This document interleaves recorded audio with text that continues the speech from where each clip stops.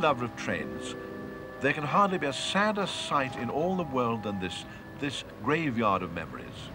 We're at Hier Junction, and it was here that construction on the line from Cape Town to Kimberley paused in that long, hot summer of 1883. By this time, the various pieces in Prime Minister Molteno's ambitious scheme were beginning to fuse together. And while we've been concentrating on Brownger's line, inching its way from Cape Town to the diamond fields of Kimberley, other hands have not been idle. Let's look at the map. This is a map of the time, and you can see just how far the railways in the Cape Colony had progressed by the year 1882. Kimberley, you'll notice, isn't even marked.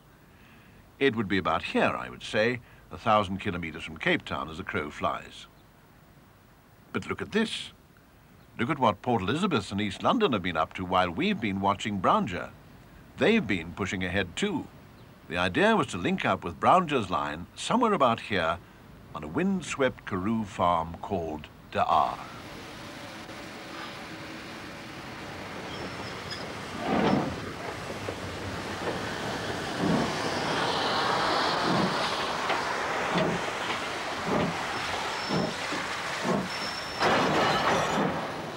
And link up they did.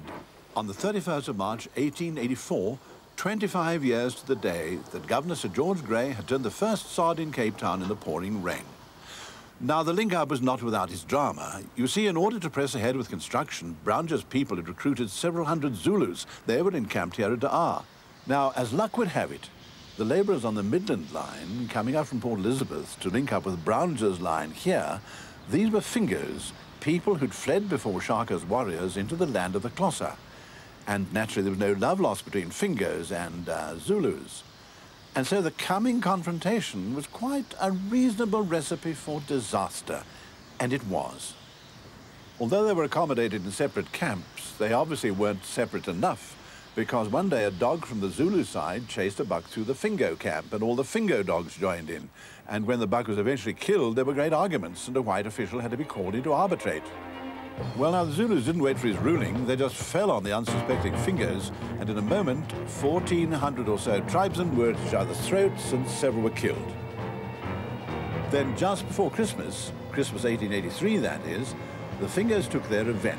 They fell on the warlike Zulus, and much to everybody's surprise, they gave them a real thrashing in a battle that left 60 dead. The army had to be called in to restore order.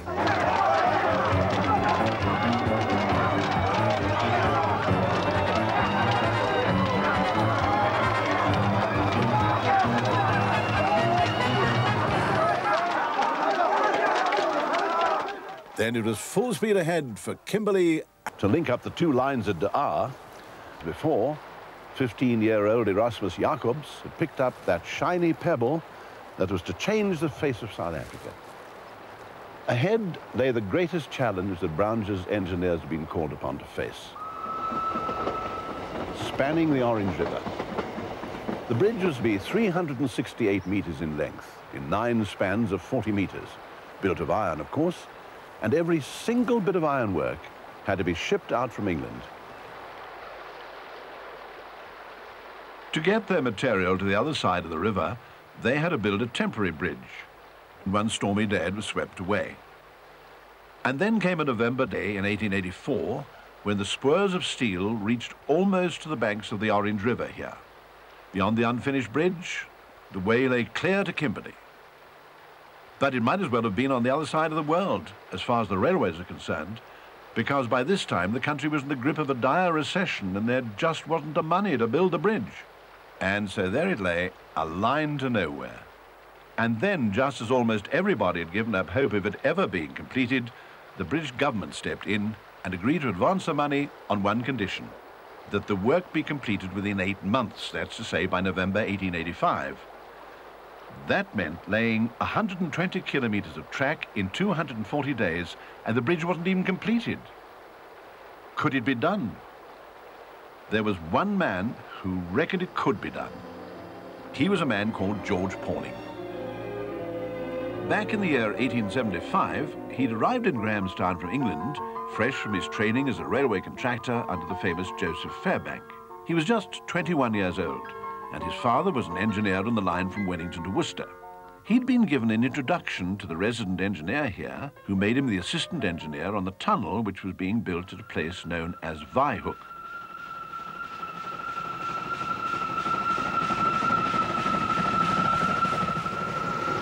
Now, it turned out that not only was Pauling a first-class engineer, but he had the makings of a very shrewd businessman as well. Because within no time at all, he'd wangled that tunnel contract for himself by the simple expedient of using someone else as a front. Now, he had no money at all, so he had to finance the first month's working by borrowing. And then he coaxed a local trader to open a store at the tunnel and give him a part of the profits. Well, the arrangement worked so well that within a month, he'd paid off the loan. By the time he was 24, Pauling was a rich man. He owned an ostrich farm, he owned a skating rink, and he owned the Masonic Hotel in Grahamstown. Now, his success was due not only to his skill as an engineer, but to his almost insatiable appetite for work. This is how he looked in later life, and his nickname was Georgie Porgy. He had the frame of an athlete and the strength of an ox. And one of his favorite party pieces was to pick up a pony, or it may have been a donkey, and carry this poor, unfortunate animal round and round the billiard room in his hotel.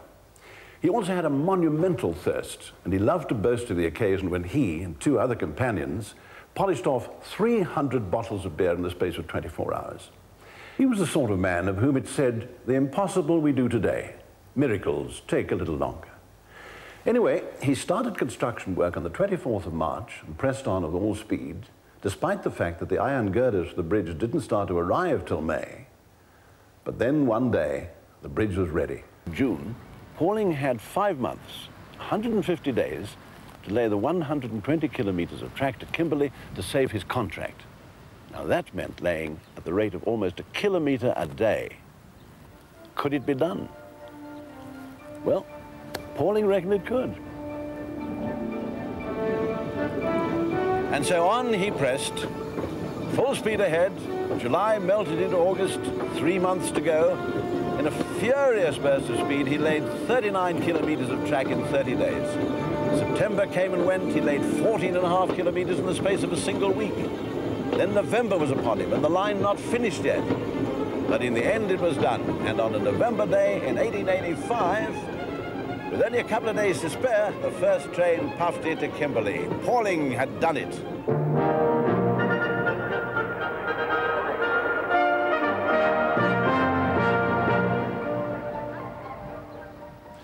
For the people of Kimberley, the arrival of that train seemed to signal the start of a new era, and celebrations went on well into the night. Meanwhile, a young Scotsman, with his pockets full of money, arrived at a lonely halt on the western edge of the Great Karoo, where the only thing to mark its presence was a solitary iron hut shimmering in the noonday heat. His name was James Douglas Logan, and he'd arrived penniless from South Africa some 7 years before. At first, he was the station master on the new Cape Town station, and then he was promoted to district superintendent on the Towes River Prince Albert section. But at this point, I think we should remind ourselves that the line from Cape Town to Kimberley was not the only one. It had been joined at De Aar by the line from Port Elizabeth as part of Prime Minister Maltino's ambitious scheme to link together the colony's main centres. You see, ever since the late 1850s, Port Elizabeth had been clamouring for a line to Uitenhage and the important farming centre of Graafrenet.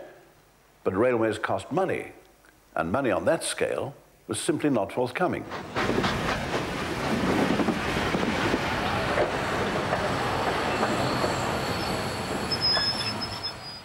And so, day after day, the wagons rolled inland carrying stores and equipment for the diamond mines. Some of the fortune seekers from Europe preferred to disembark at Cape Town as being the nearest landfall and face the nightmarish journey across the Karoo, but others preferred an extra week at sea for the sake of the shorter but hideously uncomfortable coach trip from Port Elizabeth. But for them at least, there were compensations for the 7 or 8 exhausting days on the road, and that was a glimpse of some of the most breathtaking scenery in all Africa.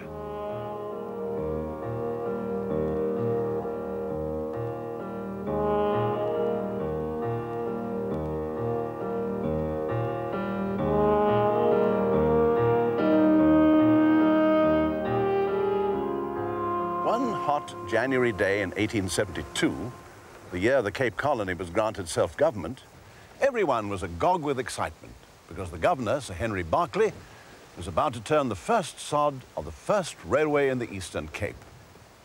It was part of Maltino's grand plan, but actually it was the local merchants that put up the money. Now, this should have signaled the start of a golden era of railways in the Eastern Cape, but right from the start, it ran into trouble. And once again, the problem was labour. You see, there just weren't enough white navvies to do the job, or convicts for that matter. So they decided to use the local Fingers. Now, as we saw earlier, Fingers were people who'd fled into Xhosa territory from the warlike Zulus during Shaka's reign, and were looked upon by the Xhosas as slaves and dogs. So there was little love lost between them. So while Browninger pushed ahead with his 3-foot-6 gauge line from Wellington to Worcester, in our modern terms, of course, that would be 106.5 centimetres, Port Elizabeth's privately owned line to Uitenhage began to reach out from the coast with Fingo labour, using the same gauge. But before it actually reached Uitenhage, it was taken over by the Cape government. And according to all reports, the opening ceremony was quite something. The colony's Commissioner of Crown Lands and Public Works came along to the ceremony. He was John X. Merriman, and he'd come all the way from Cape Town. As luck would have it, he took great exception to one of the speeches, and said so in no uncertain terms. This upset his audience so much that someone threw a souffle at him and forgot to remove it from its glass bowl. It hit him full in the face, and he beat a hasty retreat.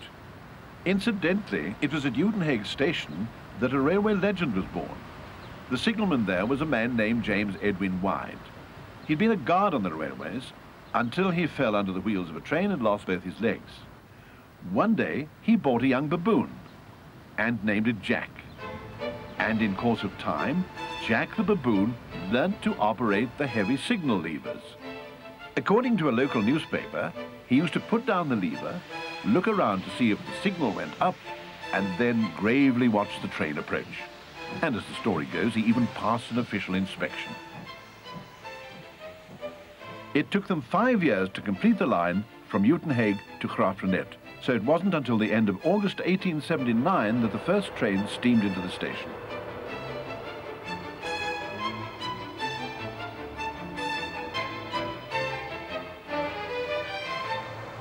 So Port Elizabeth had got what it had been campaigning for all those years, a link with the hinterland. The Midland Line, they called it, and this is Port Elizabeth Station today. Oddly enough, it was on a section of this line that Paul Kruger had his first experience of a train. The year was 1877, and he and his colleagues were on the way to Port Elizabeth to take ship to England to protest against the annexation of the Transvaal. None of them had ever been in a train before, so it must have been a most bewildering experience. Now, the story goes that the thing that really puzzled them was how the engine could turn without a disselboom. Now, that's the story. I think it's a pretty tall one myself. But anyway, this line from Port Elizabeth to Graaff-Reinet was just one part of Maltino's grand plan to link the frontier towns together. And so, in 1873, we'd have found Maltino in East London cutting the first sod there for a line to King Williamstown and Queenstown.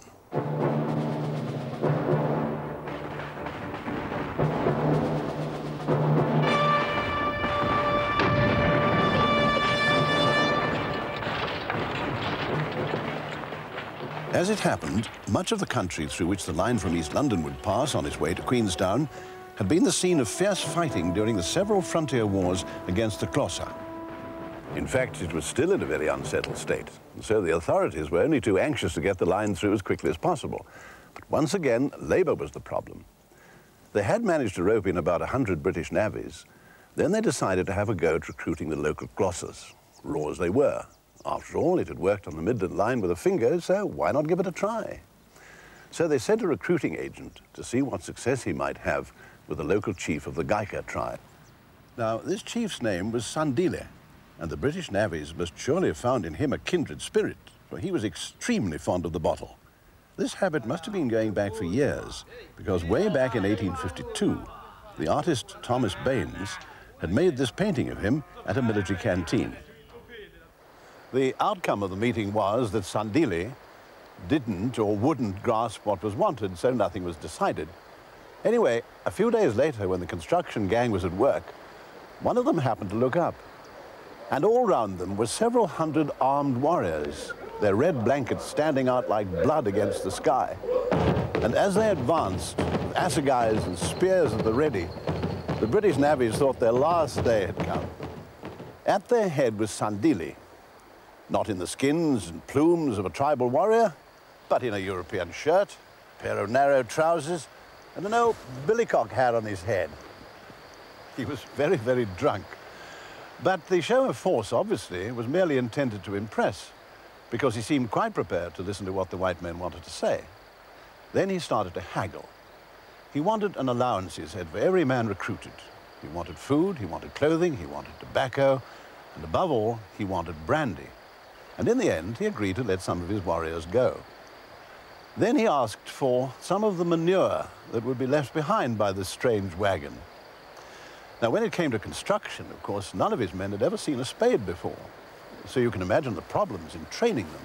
Yet, in spite of all these difficulties, on the 27th of March, 1877, the first train puffed into King Williamstown, and the people went wild with enthusiasm.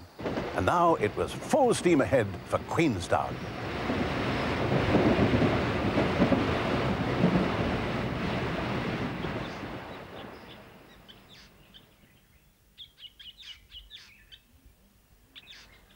Then, one cold September morning, the navvies woke up and listened. That's funny, they said. It's very quiet. So they jumped up and had a look. And there was not a single black man to be seen anywhere in the camp. Every laborer had vanished, even the cooks had fled. So what had happened?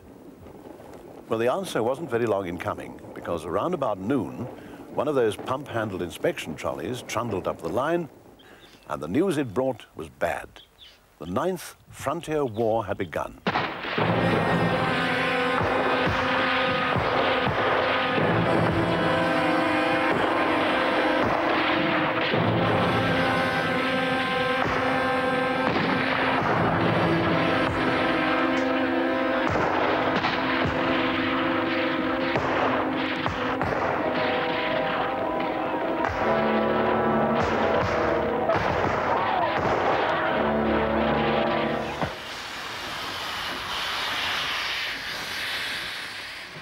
Naturally, the war put paid to construction until such time as soldiers were brought in to guard the camps, and then it was full speed ahead as usual.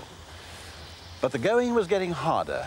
There were steeper gradients and sharper curves to contend with. By this time, and we're talking of May 1880, Brownger's line had reached Beaufort West. There was also a line from Port Elizabeth to Grahamstown, where Pauling had started his remarkable career. Although Grahamstown was now linked by rail to Port Elizabeth, the city fathers had never given up hope of a line to Port Alfred at the mouth of the Cowie River. For years, they'd dreamt of transforming the tiny harbour there into the principal port of the Eastern Cape, and so wrest the lucrative trade from its rival, Port Elizabeth.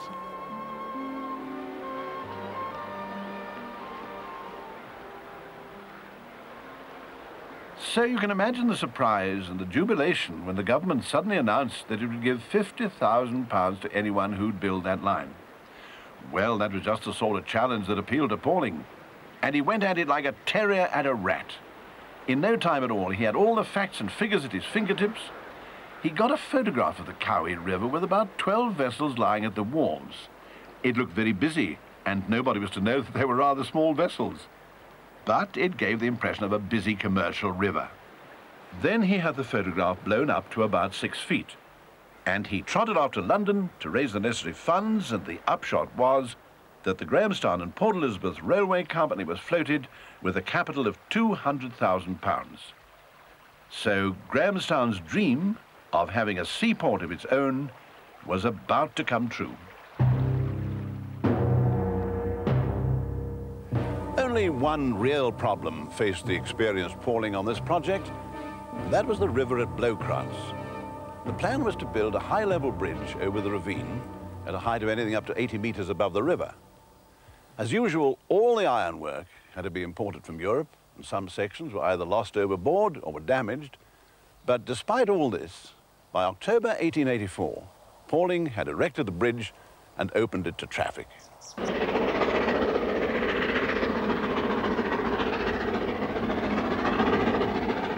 The line went from one financial crisis to another, until one dreadful Saturday afternoon in 1911, when a message came flashing along the wires. A train had plunged over the bridge, and 29 people had been killed on the jagged rocks below. For the Cowie Railway Company, it was the end of the line, a blow from which they were never to recover.